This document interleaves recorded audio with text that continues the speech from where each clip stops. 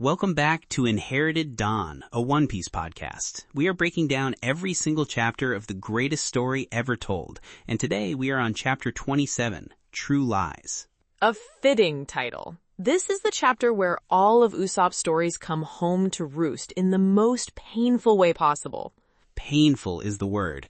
We're going to talk about a lot of things today. Luffy being Luffy, the crew starting to really feel like a crew, but the image that's burned into my brain is Usopp, alone, shot, and deciding to make his truth into a lie to protect everyone who just turned their backs on him. It's the heart of his character, forged in one afternoon.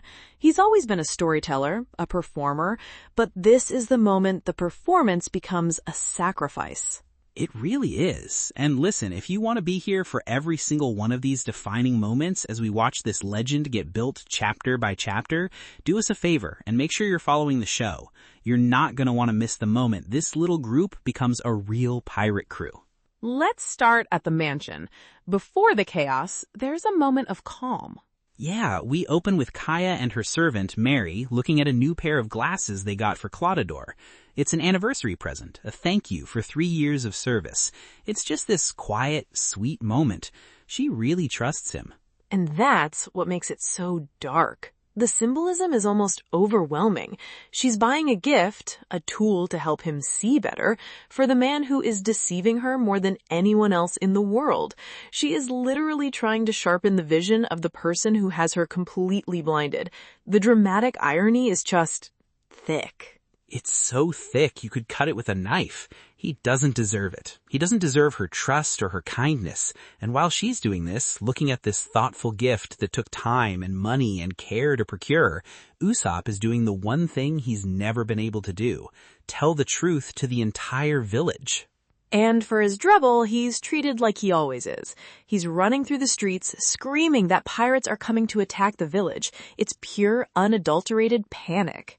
And nobody cares. They're not even annoyed in a serious way. They're just like, oh, there goes Usopp again. They're literally laughing at him. The butcher is telling him to get lost. It's the ultimate boy who cried wolf scenario. The one time the wolf is real, his reputation completely dooms him. You can just feel his desperation. It's the price he pays for the comfort his lies usually provide him. I think about why he started lying in the first place. His father, Usopp, left to become a pirate. His mother grew ill. So little Usopp would run through the town shouting that pirates were coming, all in a desperate attempt to give his mother hope that his father was returning. It became his coping mechanism. He was lying to make one person feel better, and it became a habit that poisons his relationship with the entire town. Now that same lie, flipped into the truth, is falling on deaf ears. You can see the panels. He's sweating. His eyes are wide. This isn't the playful Usopp we've seen before. This is a kid watching a tidal wave approach a sleeping town. It's the tragic endpoint of that coping mechanism. He's built this persona, and now he can't escape it, even when lives are on the line. He's completely powerless, not because he's weak, but because no one will listen. The very tool he used to build his identity has become his prison. He just ends up running away with his tail between his legs. Meanwhile, back at the cliff, Luffy is finally awake. Snoring his head off, I imagine. He wakes up to find Zoro, Nami, and the Usopp pirates, Onion, Pepper, and Carrot, all looking down at him. The visual is great. They're all peering over the edge where he fell, and he just pops up from below, completely fine. And Zoro's first question is perfect. It's not, are you okay, or what happened? It's, why were you sleeping here? Just pure, blunt Zoro confusion. It speaks volumes about their dynamic already. Zoro doesn't worry about whether Luffy can survive a fall. He just assumes he can. His concern is with the logic, which, with Luffy, there often isn't any. It's a sign of immense trust in a strange way. A normal person would be frantic. Zoro just accepts that his captain is an indestructible idiot and moves on to the next question. Luffy's response is even better. He just says he sort of remembers being on the cliff before. The details are fuzzy. It's a very practical look into how his brain works. The past happened, it's over, he's fine, next. There's no trauma, no dwelling on the past. The past is the past. What's happening now? It's the core part of his freedom. He isn't weighed down by what came before. He just exists in the present moment, ready for the next thing. Exactly. But the Usopp pirates are not fine. They hear the full story of Captain Kuro's plan relayed by Zoro and Nami, and they react like normal kids would. They are terrified. They realize this is real. This isn't one of Usopp's tall tales. There are actual, murderous pirates coming tomorrow. And their first instinct is to run and hide. It's the only sane reaction. Which is the correct instinct for 3 little kids. They book it, screaming their heads off. And then you get the contrast. You get Luffy. His concern is not the impending pirate attack. It's not the village in danger or the intricate plot he just heard about. Not at all. His primary concern is that the butcher Usopp was yelling at earlier might get killed before he can buy some meat. He literally says that meat shop might be destroyed. Nami has to be the one to point out that the butcher himself might get killed. The priorities are immaculate. Pirate invasion is a problem, but an empty stomach is a crisis. And it's not just a gag, though it is funny. It's a deep character insight. That's the core of Luffy's strength right there. He simplifies the world down to its most essential parts: friends, food, and freedom. The pirate attack only matters because it threatens those things. It's not about the abstract danger. It's about the fact that it's going to get in the way of his lunch and hurt his new friend, Usopp. He filters this massive, terrifying problem through his own very simple, very pure worldview. It's also our first real glimpse of how this group operates. The normal people, the kids, run. Nami, ever the pragmatist, looks worried but holds her ground, likely calculating the odds and risks. Zoro just looks ready, like he's been waiting for a decent fight. And Luffy is thinking about his stomach. They are not a normal crew. Not even a little bit. But Usopp isn't with them. He's taken matters into his own hands. After failing to warn the village, he has one priority left. He runs straight back to the mansion to save Kaya. He bursts into her room, frantic, trying to explain that Claudador is a pirate captain named Kuro, and he's going to kill her. He's out of breath. He's probably covered in dirt from running around. He looks like a madman. And you see it from her perspective. This is so important. She's sick. She's been isolated for years. Her entire world is that mansion. The town liar, her childhood friend, who she has a very complicated, clearly affectionate but strained relationship with, just broke into her bedroom screaming about her beloved, kind caretaker being a secret, bloodthirsty pirate. She can't process it. It doesn't compute. Claudador has been the one constant, stable presence in her life for 3 years since her parents died. He's been gentle, intelligent, and paternal. For her to believe Usopp, she would have to accept that her entire reality for the last 3 years has been a lie. That's a massive psychological leap to make. She thinks he's gone too far, that this is his cruelest lie yet. And then, before he can even try to explain properly, those 2 weird bodyguards show up. The ones who were out front, the hypnotist's lackeys. Bucci and Sham, the Cat brothers. They pounce on him immediately. They don't ask questions. They just attack. They're acting as Claudador's muscle, enforcing the lie. But this is where we see another side of Usopp. He's not just a storyteller. He's not just a coward. He struggles for a second, but then he whips out his slingshot and bam! He hits Bucci with a pachinko ball, knocks him out cold with a single shot. Then Sham comes at him and he does it again. 2 shots, 2 grown men down. He's competent. All those stories he tells about being a great warrior, there's a kernel of truth in them. He can actually fight when he's pushed. This isn't luck. This is skill. Precision aiming under duress. He's a scrapper. It's the first real evidence we have that his boasts of being a great sniper have some truth to them. The potential is there. He is. He took down 2 grown men who had the drop on him. That's not nothing. But Kaya doesn't see a hero defending himself. She's looking at this through the lens of her fear and her trust in Claudador. She sees her friend, Usopp, breaking into her house and then violently attacking the people hired to protect her. She yells at him to stop. She says she doesn't know who he is anymore. To her, he's just become violent and cruel. The lie is too big, and his actions are too chaotic for her to see the truth. She's processing his correct actions through an incorrect framework, and the result is a total misunderstanding of who the real monster is. And then it gets so much worse. The villagers, roused by all the commotion, show up at the mansion holding torches and tools. They've heard the shouting, they've seen the town liar run towards the mansion, and they've come to their own conclusions. Usopp knows he's out of time. He does the only thing he can think of to get her out of there. He grabs her. A desperate, last-ditch effort to save her life. If he can just get her away from the mansion, away from Kuro, he might have a chance to make her understand.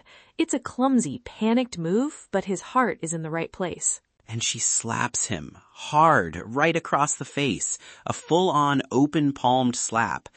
Oda draws it with such impact, you can feel it. The sound of that must have just echoed.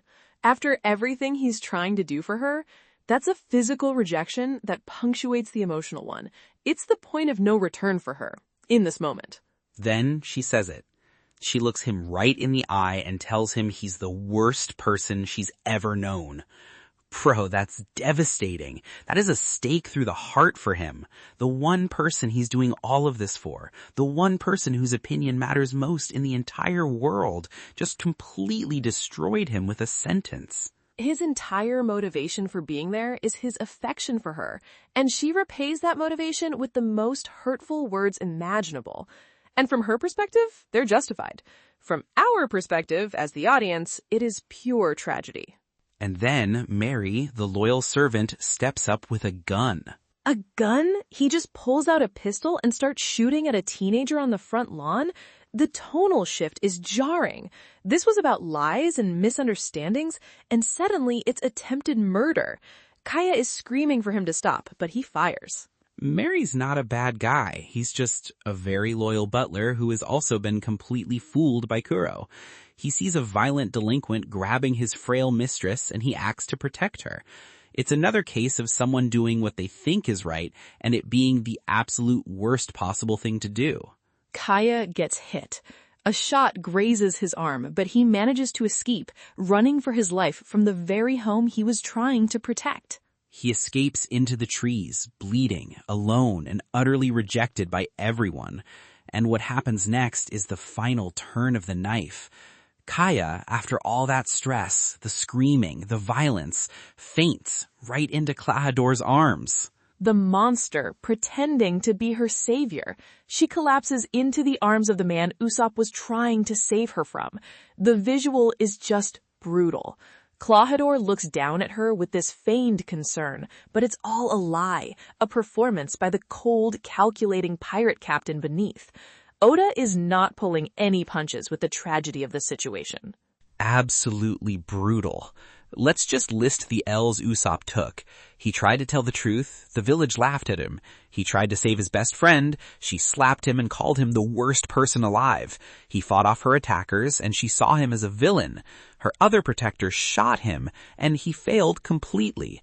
He didn't save her. He made her hate him. He got himself shot, and he solidified his reputation as a menace to the village. This is his lowest point. Physically wounded, emotionally shattered. He has nothing left. He has failed on every conceivable level. And that's where Luffy, Zoro, and Nami find him, on the outskirts of the village, just after he's escaped, clutching his bleeding arm. He immediately tries to cover. He hides his wounded arm behind his back. The pride is still there, even after all that humiliation. He doesn't want pity. The Usopp pirates, the kids, they catch up too. They saw the commotion and came running. And Usopp, bless his stupid, proud heart, he puts on the mask again. He laughs it all off. He tells them the whole thing was a lie. He says he just wanted to get back at the butler for being a jerk, so he made up the whole pirate story. He's performing. It's a masterful bit of acting, considering he's in immense physical and emotional pain. And the kids believe him. They just eat it up. They're like, oh, classic Captain Usopp, you really got him. They laugh and run off home, completely oblivious to the fact that their captain is bleeding and their village is hours away from being slaughtered. He's protecting them. It's another lie, but this one is for their sake. He's insulating them from the horror that is coming. He's pushing them away from the danger. He'd rather they think he's a clown than let them get caught up in a real pirate battle. This lie is an act of love. It's so good. He's lying about his truth, pretending it was a lie all along. It's the title of the chapter, True Lies Made Manifest. After the kids leave, it's just him in the straw hats, and the sun is setting. Oda uses the lighting to shift the tone completely. The mood shifts. The performance is over. There's no one left to fool. That night, he finally tells them the truth. He lays it all out. Because he spent his whole life lying, nobody will ever believe him when he's telling the truth. The village is in danger, and he's the only one who knows it. He's not crying. He's not complaining. He's just stating the facts of his life. And he explains his plan. It's quiet, it's somber, it's not a boast. This isn't Captain Usopp with his 8,000 followers. This is just Usopp, the son of Yasopp. He tells them, since everyone thinks it's a lie, he's going to make sure it stays that way. Tomorrow morning, he's going to go down to the coast, and he's going to fight the Black Cat pirates all by himself. Okay, but think about what this means. He isn't trying to be a hero who proves everyone wrong. His goal is the opposite. He wants to defeat the pirates in secret so that the village never, ever knows they were in danger. He is fighting to validate their belief that he is a liar. Yes, that's it. He wants them to wake up the next day and just go, that Usopp, what a liar. He is willing to fight and die to protect their peace of mind. He wants to make his truth into a lie for their sake. He's preserving the mundane, happy reality of the village at the cost of his own reputation and potentially his own life. It is an act of profound, selfless love for a home that just finished spitting on him, shooting at him, and calling him evil. It's a level of maturity and courage that no one in that village, maybe even the reader at this point, would have thought him capable of. This is his moment. This is where the coward finds his courage, not in a big, flashy way, but in a quiet, lonely decision to stand against an entire pirate crew for people who hate him. It's one of the best character moments in the early series, hands down. And as he's saying all this, resolute, ready to die alone, you see Luffy, Zoro, and Nami behind him. They've been listening silently the whole time. And they just speak up. They don't make a big deal of it. Luffy's just like, I see. Zoro's got his arms crossed. And they tell him he's not alone. They're going to help him fight. No hesitation, no debate. Luffy just hears his friend is in trouble and needs to protect his home, and the decision is already made. Zoro is the same. Even Nami, who hates pirates more than anyone and actively avoids this kind of trouble, is in. She heard his story and saw his resolve, and that was enough. They didn't just say, we'll help you fight. Luffy literally says, I like your determination. They said, we believe you. And that's all he's ever wanted to hear. For someone to believe in him without question. He's found his people. He's found his crew. This is the moment the Straw Hat Pirates become a real force for good. Super! This is their mission statement taking form. They don't just sail the seas for adventure. They find the one person in a town standing against tyranny, the one person everyone else has abandoned, and they stand with them. They did it for Rika and Kobe against the Morgan. They did it for Zoro against the Marines. And now they're doing it for Usopp against his entire village and a pirate crew. This is who they are. It's perfect. He spent the whole day being rejected, and he ends it by being accepted into the best little family on the seas. What a chapter, and what a great author's note from Oda this week, too. Right. He mentions going to a New Year's party for jump artists and meeting Akira Toriyama, the creator of Dragon Ball, a living god of manga, and Oda says they played rock, paper, scissors for a prize. And Oda lost. His conclusion, he really is a living legend. I love that so much. Just the pure fanboy energy from one genius about another. It's so wholesome. You can feel how much that meant to him, getting to meet his own hero, the person who undoubtedly inspired him to start drawing in the first place. It's a great little peek behind the curtain, reminding us that this epic is being made by a real person who geeks out just like the rest of us. It's a reminder of the human making the epic. For sure. So good. All right. That was chapter 27. An absolute banger for Usopp. Let us know in the comments what you thought of Usopp's decision to fight alone. It's one of those defining character beats, and we'd love to hear your take on it. Now, predictions for chapter 28. Where does this go next? Okay, I've got a few. Prediction 1, the whole next chapter is the setup for the fight. We're going to see Usopp, with Nami's help, laying traps all along the sloping coastline. Oil slicks, caltrops, maybe some tripwires connected to his explosive stars. He's going to use his brain and the terrain to try and even the odds. This is his home turf. He knows it better than anyone. The weak overcoming the strong through cleverness. That feels right for Usopp. He's not a monster like Luffy or Zoro, so he has to fight smarter. Nami, being a strategist herself, would be the perfect partner for that. Prediction 2, we're going to see the Black Cat Pirates ship arrive at dawn. We'll get a full introduction to the crew, and we'll see just how big of a force they actually are.